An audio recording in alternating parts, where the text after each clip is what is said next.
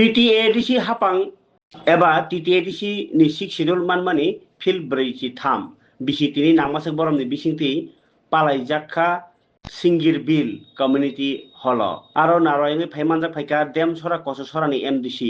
धीरेन्द्र देबबर्मा ताई district president YTF नि अनुकूल देबबर्मानो खबै आगिनि MLA रंजन सिन्हा ताई कम्युनिटी प्रामथानि आदं ताई आदंजों संग्र पान्दानि बिसिंति TTADC मानमानि लाइबुमा खरसाम बाक्सानो TTADC no teo fan kabang khalajani bagai kok ti salaikia kok narnai ro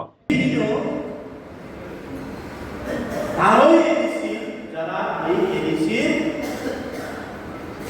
অন্তর্গত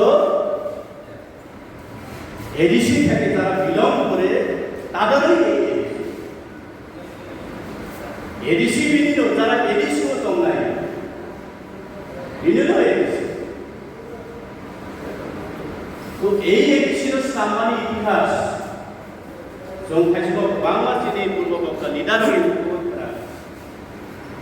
block president उपभोग का YTF डिस्ट्रिक्ट प्रेसिडेंट उपभोग का DCF प्रेसिडेंट स्टेट प्रेसिडेंट उपभोग का लाइट नजर बाक्सा का कांतों को बाक्सा कुइया वरमना प्रयास रोगमालिया प्रयास तो वरमना समाजरन त्रिपुरा प्रयास तो वरमना Nagendra Jamatia Tabuk petangkong ko borong raw Musang Borinat Deborma Kubama Netkito ni bising tuwi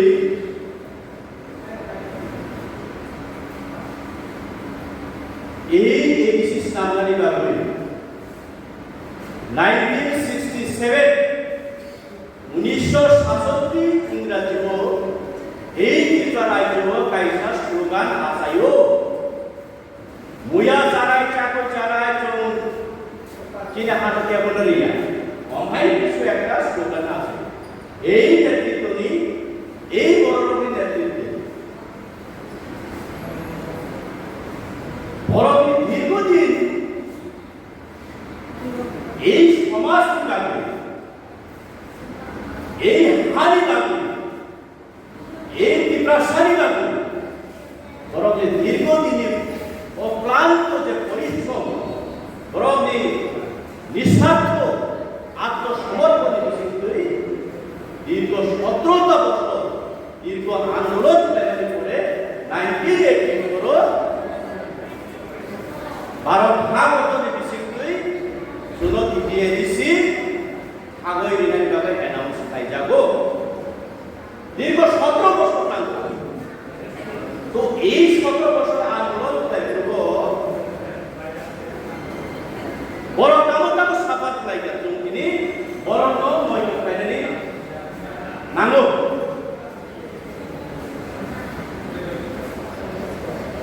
বড় ইতিহাস কমাই মাইয়া অবত যে বড় যে দফা যে জাতি নিজের ইতিহাস মহাপাপ জীবন তাই করেই মন কাগজ তিনি এই মহান ব্যক্তির বড় তিনি এসিমেন্ট তিনি বাকি দিবই তেলেঙ্গানা আপনার সময় করতে তিনি বড় আদুরা বড় আইসি বাইসি আলো তিনি লাইনানি কাল সময় তো মাথা মেনে নাও অনেক বড় অজরাও তো বাহিনো জানি যা গণতান্ত্রিক দেশ এই ভারতবর্ষ দেশ গণতান্ত্রিক দেশ যতই মৌলিক অধিকার নো communist CPIM Congress BJP Naxal যে কোনো পার্টি আমাদের অধিকার কিন্তু এই নেতারও শাসকটি ইংরাজিও কাইসা ত্রিপুরা উপজাতি যুব সমিতি সংখ্যালঘু প্রথম চিনি বরফনি ওবামা পার্টি রাজনৈতিক বিদ্রোহ বরং নিগৃষ্টিক লাগে বরং ফাঁকরাত লাগে এই দ্রৌপদিয়ার সময় সামাজন্তি প্রাসক চাকরি কাম করে আব্রো ক্ষমতা সাকা সাইবেনা সাওয়াই কাম করে এই সামাজন্তি চাকরি মাত্রা চাকরি তাই করি, পরিবার তাই কাহান করুন তাই করি, তামাও এডিসি সংবিধানও পুরোই আইনও পুরোই দেশক নাইয়া হাওয়ানো গিয়া বাংলাতে ভাষানি বিধান বরং হাতরা রাইখা কিন্তু এই না কারণে তুই বরং এই জন্ম সমাজ নভেম্বর জবাব দিয়া শুনে ঠিকই আবার আসতে কথা আসতে বই বরং আবলো মোটাকে ওই 17 years বরং যে মুভমেন্ট নাই কুবাংমা নেতারও উঠা দেখা কুবাংমা নেতারও জেল চোখ দেখা কুবাংমা নেতারও নিখোঁজ উঠা এই নির্দেশটি নেতা এতটুকু প্রাইমারি করে তিনি এডিশন 1984 সুংলাপ করে বিপ্রায় হবো ঠিক আছে এডিশন মান কথা যারা ফাঁকরা করে পার্টি যারা নিগলেক্ট করে পার্টি বহুত এডিশন শাসন দায়িত্ব থাকবে বহুত এডিশন সরকার গঠন দায়িত্ব থাকবে যার জন্য একটি এডিসি ইতিহাস কিছু আগে আমাদের মাননীয় ব্লক প্রেসিডেন্ট বীরেশ দেববর্মা মহোদয় সংক্ষেপে বলার চেষ্টা করেছেন। আমরা সবাই জানি এককালে এই ত্রিপুরা রাজ্য একটা সার্বভৌম রাষ্ট্র ছিল এবং 1949 9 অক্টোবর একটা ইনস্ট্রুমেন্ট অ্যাক্সেশন সাইনের মাধ্যমে আমাদের ভারতের সাথে অন্তর্ভুক্ত হয় এবং 15 অক্টোবরে সেটা কার্যকরী হয়। কিন্তু যেদিন থেকে আমরা গণতান্ত্রিক পথে অগ্রসর হতে শুরু করেছি সেদিন থেকে আমাদের এই ত্রিপুরা রাজ্যের মধ্যে ইনফ্লাক্স অনুপ্রবেশকারী বৃদ্ধি পেতে শুরু করেছে, যার পরিণামস্বরূপ 1971-এর যে সনটা এবং 1947 যেখানে ভারত বিভক্ত হয়েছিল, এই দুইটা সন বিশেষভাবে আমাদের ত্রিপুরা রাজ্য এবং ভারতের বিভিন্ন স্থানগুলোতে ইম্প্যাক্ট করেছিল। যার কারণে দেখা গেছে যে এই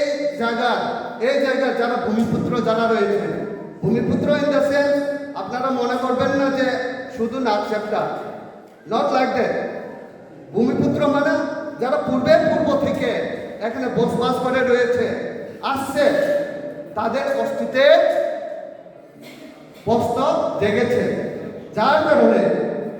1967 সনে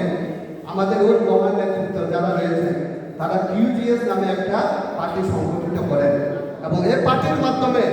আমাদের যে এডিসি অধ্যুষিত এলাকাগুলিকে কিভাবে ক্ষমতায়ন করা যায়,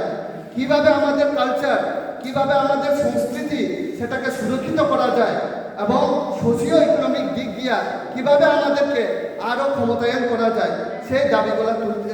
উঠতে শুরু করে এবং এভাবে উঠতে প্রায় বিভিন্ন বছরের পরে 1984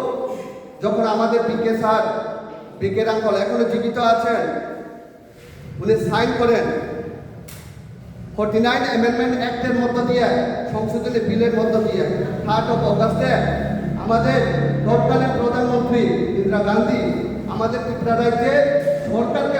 সরকারের যে ক্ষমতাকে অবহেলন করে TTADC ডিক্লেয়ার করেন এবং এই TTADC ডিক্লেয়ার করার পরিপ্রেক্ষিতে আজকে TTADC অধ্যুষিত এলাকার মধ্যে যে গ্রাম পঞ্চায়েতগুলা এটা উচ্ছেদ হয়, সেটাকে উত্থাপন করা হয়, সেটাকে তুলে নেওয়া হয়। কিন্তু দেখা গেছে 6 শিডিউলের মধ্যে যেহেতু এই গ্রাম পঞ্চায়েতের একটা স্পষ্টীকরণ কোনো নেই, যার কারণে 2006 সনে আবার ত্রিপুরা সরকার কি করেছে, আমাদের এই TTADCর মধ্যে ওই গ্রাম পঞ্চায়েতকে গুরুত্ব দেওয়ার জন্য সেখানে ভিলেজ কাউন্সিল বলে একটা নাম করে সেখানে নির্বাচন করতে শুরু করে। কিন্তু বিভিন্ন দিক দিয়ে যদি আমরা বিবেচনা করি, বিভিন্ন রাজনীতিবিদরা আমাদের এই TTADC অথবা আমাদের যে জনজাতি অথবা আমাদের ভূমিপুত্রের ক্ষমতায়নের কথা বলেন, আমাদের অধিকারের কথা বলেন, কিন্তু দেখা গেছে শুধু ক্ষমতার নামে রাজনৈতিক ক্ষমতাকে আত্মসাৎ করে গেছেন এ দীর্ঘ কয়েক বছর ধরে। যার কারণে বর্তমানে আমাদের মহারাজ হিজ হাইনেস বুবাগরা এই তৃতীয় এডিসিকে আরও কীভাবে দৃঢ়ভাবে ক্ষমতায়ন করা যায় সেদিক দিয়ে কাজ করে চলেছেন। এবং তিনি দেখেছেন যদি এই তৃতীয় এডিসিকে এবং আমাদের সত্যিকারের যারা ভূমিপুত্র আছেন তাদেরকে সত্যিকারের যদি কনস্টিটিউশনাল সলিউশন অথবা সাংবিধানিক একটা সমাধান যদি দিতে হয়, তাহলে প্রথমে আমাদের মধ্যে একটা একতা আনা প্রয়োজন। যার কারণে জাতি উপজাতি নির্বিশেষে যারা মাইনরিটি গ্রুপ রয়েছে, আমাদের মণিপুরি সম্প্রদায়, আমাদের হিন্দুস্তানি সম্প্রদায়, বিভিন্ন ধরনের যারা মাইনরিটি গ্রুপকে একত্রিত করার প্রয়াস করে চলেছেন এই বুবাগরা মহারাজ। কারণ দেখেছেন যতদিন পর্যন্ত আমাদের এই সংখ্যালঘু যারা আছে আমাদের মধ্যে যদি একত্রিত সংগঠিত না হয়, ততদিন পর্যন্ত আমাদের এই সংখ্যাগরিষ্ঠ মানুষের দ্বারা আমরা নিপীড়িত এবং শোষিত এবং বিভিন্ন দিক দিয়ে আমরা বঞ্চিত হতে বাধ্য হব। যার কারণে আজকে প্রথমে for the first time in this Tripura হিস্ট্রির মধ্যে মহারাজ এমন একজন ব্যক্তিত্ব যিনি সমস্ত সংখ্যা লঘু যারা সম্প্রদায়ের মানুষ আছে সমস্ত মানুষকে একত্রভাবে কাজ করার জন্য তিনি সবাইকে আহ্বান করছেন। কিন্তু এই যে সংগ্রামের মধ্যে এখনো কিছু কিছু মির্জাপুরের গোষ্ঠী আছেন, কিছু কিছু বিভিন্ন ধরনের গ্রামের করে ডিভিশন যারা আছেন, আমাদের যে ঐক্যতাকে কিভাবে ফ্রেজাইল করা যায়, কিভাবে দুর্বল করা যায়, বিভিন্ন ধরনের কুমন্ত্র দেওয়ার প্রয়াস করে থাকেন। আজকে কিছুদিন আগে আমাদের বর্তমানে যে চিফ মিনিস্টার উনি কি বলেছেন যে ব্রাহ্মণবাড়িয়া, চট্টগ্রাম, নোয়াখালী এই সমস্ত জায়গা থেকে যারা বাঙালিরা এসছে, বাঙালি বললে আপনারা খারাপ পাবেন না, মানে যারা ওইখান থেকে এসছে ওনারা নাকি রেফিউজি নয়, তারা নাকি যাযাবর না, তারা ডিসপ্লেস, দ্যাট মিন উচ্ছিত। কিন্তু যদি হিস্ট্রিক্যালি আমরা সেটাকে মূল্যায়ন করে দেখি, তা আদতে এটা সত্যি মানা যায় টু সাম এক্সটেন্ট। কিন্তু বর্তমান প্রেক্ষাপটে সেটাকে আমরা যদি বিভিন্ন দিক দিয়ে মূল্যায়ন করি, যেমন ফর এক্সাম্পল এটাকে আমরা তুলনা করি, আমাদের যে ভারতের সীমানা বালুচিস্তান পর্যন্ত বিস্তারিত ছিল। কিন্তু আজকে এই বালুচিস্তানের মানুষ যদি এসে আমি ভারতীয় বলে নিজেকে দাবি করি, তাহলে আমরা যে ভারতীয় হিসাবে কোনোদিন ওনাদেরকে মেনে নিতে পারবো? কোনোদিন না, কোনোদিন না। তো আজকে যেহেতু আমাদের ত্রিপুরা রাজ্যে এক সময় হয়তো এই অঞ্চলগুলা ত্রিপুরা রাজ্যের অন্তর্ভুক্ত ছিল, কিন্তু আজকে বর্তমানে সেটা বিভক্ত হয়ে বাংলাদেশে অন্তর্ভুক্ত হয়েছে। যার কারণে এটা আমরা তাদেরকে বাংলাদেশি বলতে বাধ্য, এবং বাংলাদেশিকে কোনোদিন আমরা এখানে শরণাপন্ন দিতে পারি না। কারণ দেখা গেছে যে বিভিন্নভাবে আমাদের অন্তর, আমাদের মন বড় হওয়ার জন্য আজকে আমরা জায়গা দিয়ে আজকে আমরা সংকটে। আজকে অটোনমাস ডিস্ট্রিক্ট কাউন্সিল 6 শিডিউলের মাধ্যমে ল্যান্ড রাইটসের জন্য আমাদের দাবি করতে হচ্ছে, ল্যান্ড রাইটসের জন্য আমাদের দৌড়াতে হচ্ছে, ল্যান্ড রাইটসের জন্য আমাদের সেখান থেকে ওখানে দৌড়াতে হচ্ছে, বিভিন্ন মানুষের সাথে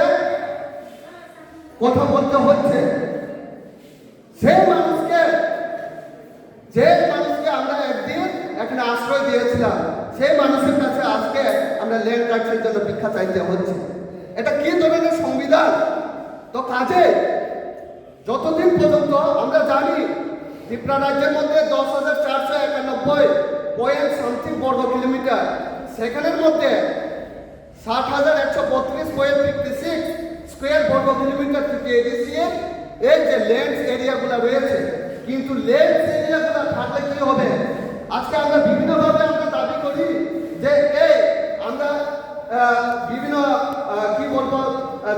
এবং একর নিয়ে আমরা বাগান করছি,